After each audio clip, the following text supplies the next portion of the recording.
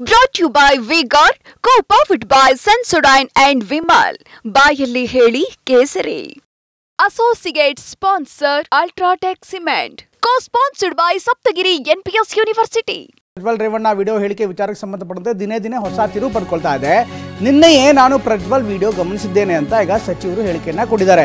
In fact ಗೃಹ ಸಚಿವ ಪರಮೇಶ್ವರ್ ಅವರು ಹೇಳಿಕೆ ಕೊಟ್ಟಿರುವಂಥದ್ದು ಬ್ಲೂ ಕಾರ್ನರ್ ನೋಟಿಸ್ ಮೂಲಕ ತನಿಖೆ ಆಗ್ತಾ ಇತ್ತು, ಈಗ ವಾಪಸ್ ಬರ್ತೇನೆ ಅಂತ ತಿಳಿಸಿದ್ದಾರೆ. ಕಾನೂನು ಮೂಲಕ ತಪ್ಪಿಸ್ಕೊಳ್ಳೋದಕ್ಕೆ ಆಗಲ್ಲ ಅನ್ನುವಂಥ ಮಾತನ್ನು ಕೂಡ ಗೃಹ ಸಚಿವ ಪರಮೇಶ್ವರ್ ಹೇಳ್ತಾ ಇದ್ದಾರೆ. ಮೇ 31ಕ್ಕೆ ಸಂಸದನ ಸ್ಥಾನದ ಅವಧಿ ಅಂತ್ಯವಾಗುತ್ತೆ, ಅಂದರೆ 31ನೇ ತಾರೀಕು ಸಂಸದ ಸ್ಥಾನದ ಅಂತ್ಯ ಆಗುತ್ತೆ. ಬಳಿಕ ರಾಜತಾಂತ್ರಿಕ ಪಾಸ್ಪೋರ್ಟ್ ಮುಗಿಯುತ್ತೆ. ಇದೆಲ್ಲ ತಿಳಿದು ಮರಳಿ ಬರಲು ತೀರ್ಮಾನ ಮಾಡಿದ್ದಾರೆ ಅವರು. ಪ್ರಜ್ವಲ್ ಷಡ್ಯಂತ್ರ ಅನ್ನೋ ಆರೋಪ ವಿಚಾರಕ್ಕೆ ಸಂಬಂಧಪಟ್ಟಂತೆ ಈಗಾಗಲೇ SIT ಅಧಿಕಾರಿಗಳು ಇದರ ಬಗ್ಗೆ ಗಮನಿಸ್ತಾ ಇದ್ದಾರೆ ಅಂತ ಬೆಂಗಳೂರಿನಲ್ಲಿ ಗೃಹ ಸಚಿವ ಡಾಕ್ಟರ್ ಜಿ ಪರಮೇಶ್ವರ್ ಹೇಳಿಕೆಯನ್ನು ಕೊಟ್ಟಿದ್ದಾರೆ. ನಾವು ಎಲ್ಲ ಪ್ರಯತ್ನಗಳು ವಿದಿನ್ ದಿ ಕಂಟ್ರಿ ಏನು ಮಾಡಬೇಕು ಎಲ್ಲ ಮಾಡಿದ್ದೇವೆ.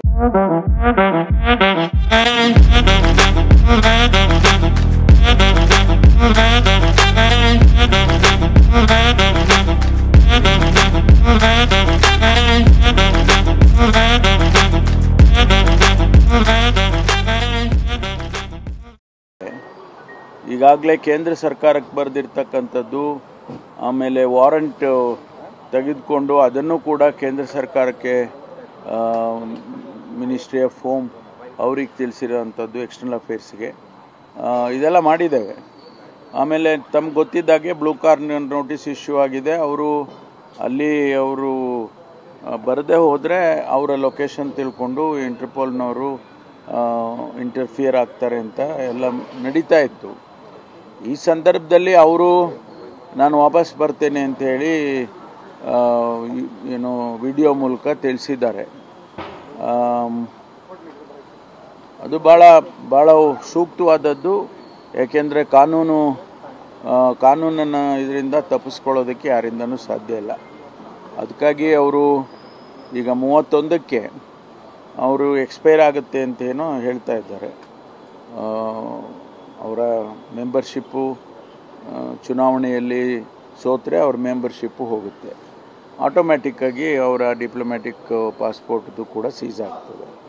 ಇದೆಲ್ಲ ಅವ್ರು ತಿಳ್ಕೊಂಡು ಬಹುಶಃ ಅವರು ಬರೋದಕ್ಕೆ ಯೋಚನೆ ಮಾಡಿದ್ದಾರೆ ಅಂತ ತಿಳ್ಕೊಳ್ತೀನಿ ನಾನು. ಪ್ರಜ್ವಲ್ ವಿಡಿಯೋ ಬಿಟ್ಟ ಬೆನ್ನಲ್ಲೇ SIT ಅಲರ್ಟ್ ಆಗಿದೆ. ಪ್ರಜ್ವಲ್ ರೇವಣ್ಣ ಸಂಪರ್ಕಿಸೋದಕ್ಕೆ ಈಗ SIT ಮುಂದಾಗಿದ್ದು, ವಿಡಿಯೋ ಬಿಟ್ಟಿದ್ದು ಎಲ್ಲಿಂದ ಅಂತ ಪರಿಶೀಲನೆ ನಡೆಸ್ತಾ ಇದೆ.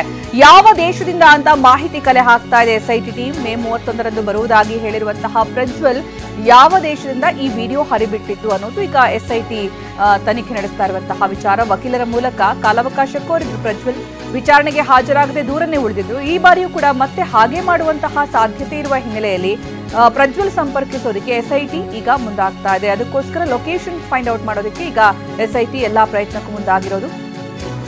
ವಿಚಾರಣೆಗೆ ಹಾಜರಾಗದೆ ಈ ಹಿಂದೆ ಪ್ರಜ್ವಲ್ ದೂರ ಉಳಿದಿದ್ರು. 2-3 ಸಾರಿ ಬರ್ತೀನಿ ಅಂತೇಳಿ ಬಂದಿರಲಿಲ್ಲ. ಈ ಬಾರಿಯೂ ಕೂಡ ಮತ್ತೆ ಹಾಗೆ ಮಾಡುವಂತಹ ಸಾಧ್ಯತೆ ಇರುವ ಹಿನ್ನೆಲೆಯಲ್ಲಿ ಇದೀಗ ಕೇಂದ್ರ ತನಿಖಾ ಸಂಸ್ಥೆಗಳಿಗೂ ಈ ಬಗ್ಗೆ SIT ಮಾಹಿತಿಯನ್ನ ಕೊಟ್ಟಿದೆ. ಇಂಟರ್ಪೋಲ್ಗೂ ಮಾಹಿತಿಯನ್ನ ಕೋರಲಿದೆ SIT ಟೀಮ್. ಬೆಂಗಳೂರಿಗೆ ಬಂದ ಮೇಲೆ ಅರೆಸ್ಟ್ ಮಾಡೋದಾ, ಈ ಬಗ್ಗೆ ಹಿರಿಯ ಅಧಿಕಾರಿಗಳ ಜೊತೆ SIT ಚರ್ಚೆ ನಡೆಸಲಿದೆ.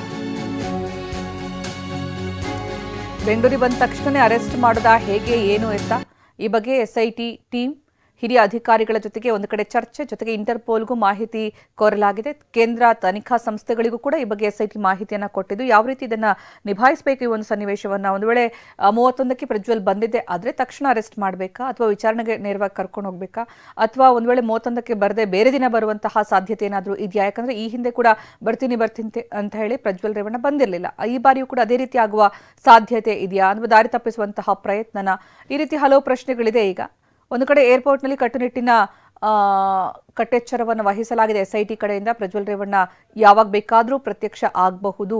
31 ಅಂತ ಹೇಳಿದ್ರು ಕೂಡ ಅದರ ಹಿಂದೆ ಮುಂದೆ 29ಕ್ಕೆ ಬಂದರೂ ಬರ್ಬೋದು, 30ಕ್ಕೆ ಬಂದರೂ ಬರಬಹುದು, ಅಥವಾ ಅದಾದ್ಮೇಲೆ ಬಂದರೂ ಬರಬಹುದು, ಹೇಳೋದಕ್ಕೆ ಸಾಧ್ಯ ಇಲ್ಲ.